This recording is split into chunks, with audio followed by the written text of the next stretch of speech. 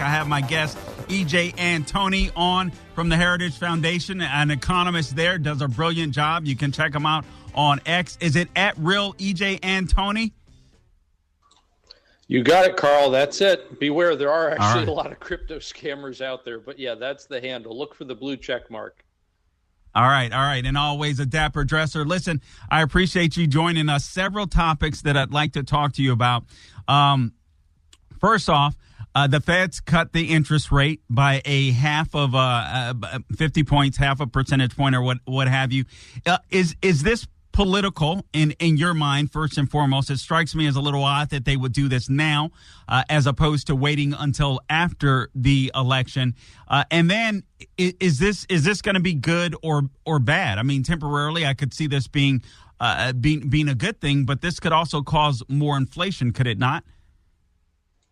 Oh, certainly, Carl. Let's take that last point first, if you don't mind. This half a percentage point or 50 basis point cut is not happening in a vacuum. It's happening with the backdrop of $2 trillion in annual deficits by the federal government. We just got last week the Treasury statement for the month of August. It was the worst August deficit in the history of our country, and that includes the blowout spending years of 2020 and 2021, when we had literally trillions of dollars in new spending by Congress going out the door, all allegedly in the name of fighting the COVID-19 pandemic. But the point here is that things are getting worse, not better. And not only was it the largest monthly deficit ever for August, where the government spent twice as much as it took in. You had essentially every 55 cents that the government spent was borrowed, but you also had interest on the debt surpassing $1 trillion for the fiscal year for the first time. And mind you, the fiscal year didn't even end last month. We still have to tack on the month of September as well. So you're spending well over $1 trillion a year just to finance the debt, not pay it down.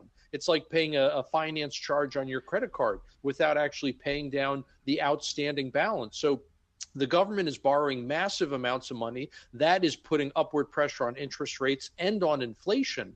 And so when you have this artificial reduction by the Fed happening with all of this going on in the background, it's a highly, highly inflationary environment. And we look very much to be repeating the mistakes of the 1970s, where we declared victory on inflation much too soon. We started cutting interest rates also much too soon, and the result was even worse inflation thereafter. Now, going to your point, Carl, real quick on why on earth are they doing this then? If the normal data that we look for that says, okay, now's a good time to cut interest rates, if those data are not showing us what we would expect, then why on earth could they possibly be doing it? Well, I can only think of two explanations, neither of which are good. One of which is, as you already mentioned, they're being highly political. We're coming up on an election, and so they're trying to influence that election. The other option, which again is also not good, is that maybe the banking system is in much worse shape than we thought it was. And what they are essentially doing here by cutting rates is trying to make it easier for banks to borrow and hide losses that are on the books. In other words, they're trying to avoid a repeat of what we saw in the spring of 2023, where you had a bunch of regional banks go under, including Silicon Valley Bank. Oh, great. Okay, so now, wow. Okay, that's really scary. Do you? What's the likelihood percentage-wise that it could be the latter, that it could be banks are in worse shape than we imagine? Oh, unfortunately, the odds here are really good. And it's particularly troubling that the same banks that look like they're in trouble right now are the banks that were in trouble, again, in the spring of 2023. They got on the wrong side of the interest rate trade back then. In other words, they made financial decisions, Carl, and were essentially planning on interest rates staying a lot lower, a lot longer. And so when the Fed hiked interest rates at the fastest pace in 40 years, because we had the highest inflation in 40 years, the result was those banks and the financial positions which they took no longer made sense, and the banks, a lot of them, became insolvent. Now, fast forward to today, and the problem you have with those same banks is that over 30% of their balance sheets are commercial real estate. Now, for those who haven't been keeping up with the sector, as most Americans have not been, commercial real estate is in horrible shape today. And we are in a situation much like 2005 with the residential mortgage market, where home prices had already started to fall, but the financial derivatives had not caught up yet. In other words, the real asset had declined in value, but the financial instrument has not yet declined in value. That's essentially what we're looking at today. And again, you're talking about banks who have almost a third of their balance sheet composed of potentially highly toxic assets. What do they ultimately end up doing with those assets? Do they have to sell them off? What do they do? Well, if we essentially repeat what the Fed did in 2007, 8, and 9, they're just going to start buying up all these bad assets. In other words, we're going to inflate away the losses. We're going to create more inflation to rob people of the value of their money in order to paper over these losses. Before the Great Recession, the global financial crisis, the mortgage meltdown, before all of that happened, the Federal Reserve had never purchased mortgage-backed securities, but they began doing that in order to bail out all of the financial institutions that had gotten on the wrong side of that trade. And so we have every reason to believe that now they're going to turn around and do the exact same thing. However, I think it's very likely now you'll have the added caveat of this money is essentially going to be used to finance the large banks taking over a lot of these small banks. Because if we look at the large banks, Carl, they've actually done pretty well in terms of not having too much commercial real estate on their books. This truly is a small bank problem today. And so, I think it's going to turn, unfortunately, this is not good. I'm not happy about it, but I think it's going to turn into another case of the government bailing out the bad actors here, and it's going to benefit those who are already very, very wealthy, those who already have a lot of power. It's going to benefit the big banks because they're going to get to buy up all of these devalued assets on the cheap. Yeah, you know what? And I fear, I know you're right with this. I bank at both a large bank, frankly, and at a small community bank. And just recently, not too long ago, I went in to get a car loan at a small bank. At the small bank, because I had done that before, done business with them with a few cars, frankly, in the past. I always buy older cars and get rid of them within a couple years or so. And so I was kind of doing the same. And then the interest rate, I'm sitting there, not trying to brag, but good credit score, all this kind of stuff. And then the interest rate they came back at me with, I'm like, wait a minute, did I walk in? Like, did I walk into the wrong bank? This is insane. And then I realized this is a small bank trying to compete with all these big giants. And the goal of the federal government appears to be under the Biden-Harris administration to centralize the banking industry. We only have about 15. All right. Actually, EJ, we'll hold there. We're going to bring EJ Antoni back on the other side. I got several other questions that I'd like for him to address. My name is Carl Jackson. I'm sitting in for the great El Dursky. You can find my podcast at the Carl Jackson Show, wherever you go to get your podcast. Callers, I'll see you out there. We'll get to you as quick as we can. Hey, Carl Jackson here. You've asked, and MyPillow has listened. They're finally bringing you the most requested offer ever. Right now, you can get the queen size premium MyPillow for just $19.98. MyPillow is made with a patented adjustable feel. It adjusts to your exact individual needs, regardless of your sleep position. It helps to keep your neck aligned, and it holds its shape all night long, so you get the best sleep of your life. But that's not all. You can get their 6-piece kitchen or bath towel sets for just $25. The brand new mattress topper for as low as $69.98, and their famous MyPillow bed sheets for as low as $25, and so much more. Go to MyPillow.com or give them a call at 800-858-0263. Use the promo code Carl, that's C-A-R-L, I don't spell it like the communists, to get huge discounts on all MyPillow products, including the premium queen size MyPillow for just $19.98. That's the lowest price ever. Don't delay. Order today. Use promo code Carl at checkout. Welcome back to the Larry Elder Show. I'm your guest host, Carl Jackson, sitting in for the great El Dursky. Callers, let me say this. If you want to, because we're going to have EJ Antoni on for a couple of segments, if you'd like to ask him a question and be quick about it, because I see some of you are calling with different topics.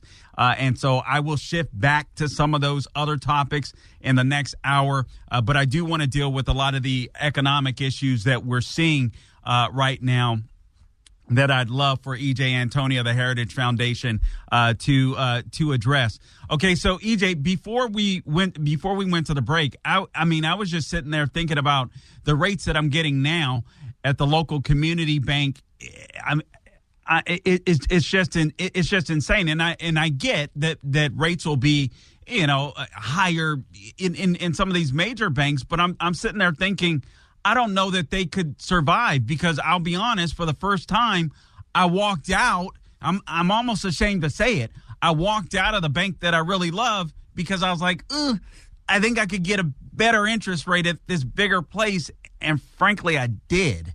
And it was slightly better. And I have a great credit score, but I was like, I felt bad. And I was like, I don't want to do that, because I'm a proponent of small community banks.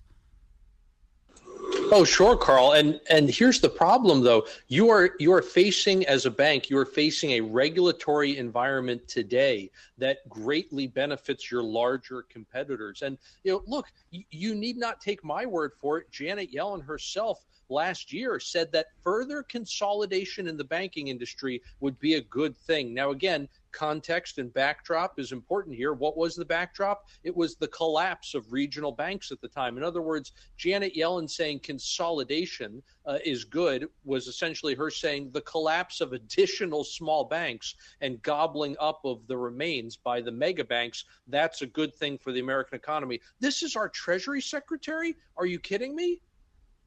I know. She is such a joke. EJ, do you mind taking a quick question from one of our callers here?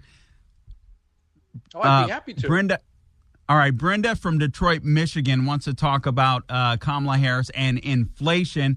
Brenda, if you could make your question quick for EJ Antoni, that would be great. I appreciate you calling in. You got the mic. Okay, can you hear me? Yes, I can. Go right ahead. Hello. You can't hear me. Yeah, my basically just just asking when she is given a question, Camilla, she never answers the question directly. She goes around it and everything. I've been noticing that, that's what she's doing, so that ain't cool. And then also with the subject you're talking about, as far as the Federal Reserve going right. up, whatever that was. The interest rate, right. Yes.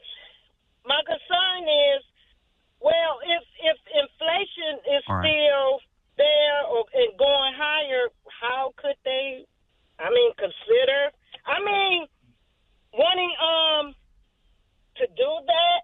And let me throw this in there real quick. Back to Camilla. Is she... I'm sorry, I might not be pronouncing her name correct. I'm sorry. No, it's fine. It's fine. Go right ahead with your last point here, Brenda. Real quick. Okay, is she considered trying to move us toward communism? Okay. All right. So let me. I appreciate the call. Appreciate the questions. All right. So first off, they're cutting they're cutting the interest rates. Kamala Harris will not ask a question in regards to inflation and her spending program. Is she taking us towards a socialist centralized government, EJ Antoni? Well, she's already advocating for things like price controls, things that are right out of the Soviet Union. She has in the past, even if she's trying to walk it back now during the campaign, she has in the past advocated for getting rid of private healthcare and making it all government run. We've already seen what kind of terrible care the government provides to people in terms of healthcare. I don't think we want to expand that and force everyone into that kind of a system.